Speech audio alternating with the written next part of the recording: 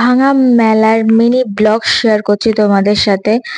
৳৭ করে সেল ছিল। সত্যি কথা বলতে আজকালকার যুগে ৳৭ কিছু পাওয়া যায় না, তোমরাই বলো। বাট ভাঙা মেলায় ছোটবেলা থেকেই যাওয়ার সবসময় আমি প্রেফার করি।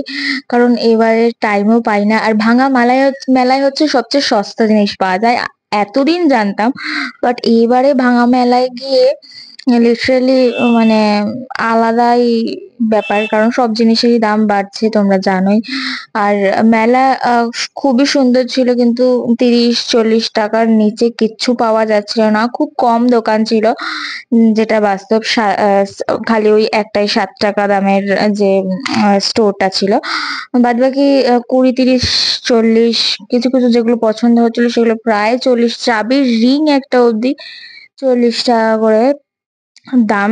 লিটারেলি এখন এত জিনিসপত্রের দাম বেড়ে গেছে। এখন মেলাটাও মনে হয় দামি। আর তোমরা কারা আ ভাঙা মেলায় ঘুরতে ভালোবাসো অবশ্যই জানিও। আর কালেকশন কিন্তু খুব ভালো ছিল।